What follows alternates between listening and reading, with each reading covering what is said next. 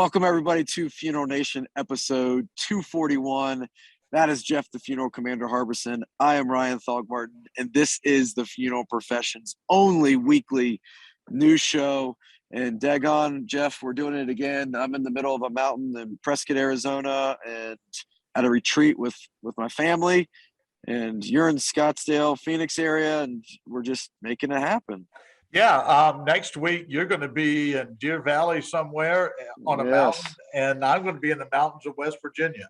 So the mountains. But the show must go on, right? That's right. That's exactly right. And the only way the show goes on, our friends at C&J Financial, love Jamie, love you, your team, all the guys and ladies over there that just. The way that you deliver for funeral homes and the way you deliver for families, that's the real win. So I think we have a promo to roll for C&J Financial. We may be the largest insurance assignment company in the funeral profession, but that doesn't mean we've lost touch with our roots. Here in Rainbow City, Alabama, our priorities still come down to a welcoming smile and a handshake that says we keep our promises. With all the tools and technologies that assure blazing fast turnaround, what really matters is much more old school. Personal responsibility, integrity, relationships, and the pride that comes from hearing yet another client say, "You came through for us when it mattered." C&J eliminates the challenges that funeral homes have in processing insurance death claims. If cash flow is vital to your business, welcome home. Yep. Let me tell you, C&J, we do it right. If the funeral hasn't been paid for, it's not over with. So let's have that conversation. So Ryan, prior to coming here on live on the show, we were having a discussion that's becoming prevalent, I think, in our profession about what the requirements are for funeral professionals to be funeral professionals. Now, This is going to be fun, because we have some folks that are stark adamant that you have to do this, that, and the other. But why don't you start with yours from a conversation you had, you don't have to mention who they were, about the trouble that they're facing. Yeah, I mean, I would say 85% of the funeral professionals I've talked to in the last year are struggling finding employees, finding help. And one of the barriers to entry is the fact that the requirements are massively different in every state, and that being able to become a funeral director, I mean, here's the thing that baffles me. Yeah, I am less qualified to be a funeral director in the state of Ohio, being in this profession for 17 years and knowing the ins and outs of it. However, if I had a 4-year degree in underwater basket weaving and never stepped foot in the profession, all of a sudden I'm more qualified to be a funeral director. That doesn't make any sense to me whatsoever. No, and it gets worse from there, because, once you get qualified or you go to school, I'm going to visit Gupton Jones in Georgia in a few weeks. I'm going down to see LaShawn, my man, that is carrying the flag for us.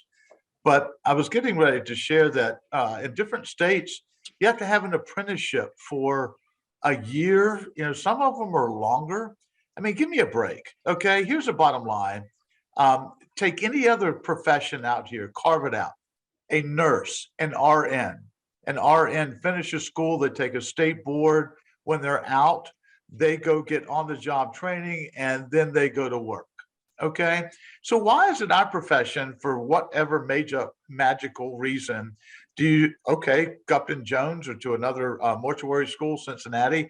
Absolutely. But at the end of it, why are you required to have a year-long apprenticeship? I mean, no. The military, for God's sakes. You go to basic training, your technical, we'll call it AIT, for 6 months. You get out and you start working, right? You're not an apprentice. You're doing your job. And in some respects, it's really hurting us now, simply because there's more people leaving our profession than coming in, and there's not a lot to choose from. And we talked about this a couple times. This is the number one problem in our profession. Yeah, I would agree with you. It's a huge problem. There's a bottleneck, and it's, and as we've talked about, the death rate is increasing. We're starting to see the baby boomer, entering into that swing over the next 10 to 15 years. This isn't a problem that's going to go away. And if the barrier to entry remains so high, and yes, there's the argument of, well, this is a dignified profession and it comes with responsibility. You know what? Yes, it is dignified. Yes, it comes with heavy responsibility, but there's nothing that makes me more qualified because I went to a 4-year college to be empathetic to somebody and plan and to deliver and to provide a service. So I think really you and I could go pretty deep on this and pretty long on this, but I think our responsibility here is to, like, this is a platform that we have to start the conversation. You say it all the time. We're not reporting the news, or we're not making the news. We're just reporting what is happening in the conversations that are happening and giving these conversations the space they need to be carried on. So, let's make this a conversation. Are the requirements to be a funeral director too high? A lot of the rules that we have and the regulations that we have were to prevent certain individuals from getting into the profession, period. It was a preventative measure versus a Don't measure say that out loud on here. No, I just did. It was a preventative measure. It wasn't a measure to increase those coming into the profession to serve. I'm with you. And look, there's different facets of our profession. I mean, I owned a funeral home. I operated one.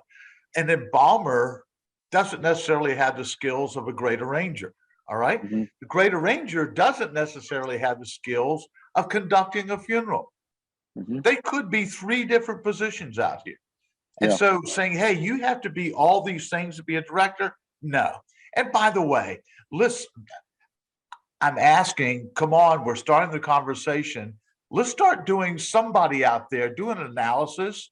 I'm going to call it again. An RN, a young person finishes school, goes to nursing school, gets their RN degree, 2-year, not necessarily 4. Same thing in profession. Where are they in 5 years, pay wise, etc.? That's good. Right? That's good. Folks, all we're trying to say is you got to do better. All right. And the powers that be in these states that have made these ridiculous requirements, you know what? Sorry, you're starting to really hurt your profession rather than help it. Yeah. The day's over of this preventative blocking, whatever you're doing is. Yep. I'm going to let you get back to your family. And hey, don't you love Arizona? Now get this. Yeah, you're it's great. outside, you're I north of me about an hour and a half, right? Yep. About 4,000 feet elevation. It's chilly. It's chilly. If you went another hour north of you, you'd be in a frozen tundra. Yeah. Literally with snow and ice and 12,000 feet. So Arizona. Winters in Arizona are how we should winter. All of us should get to experience it.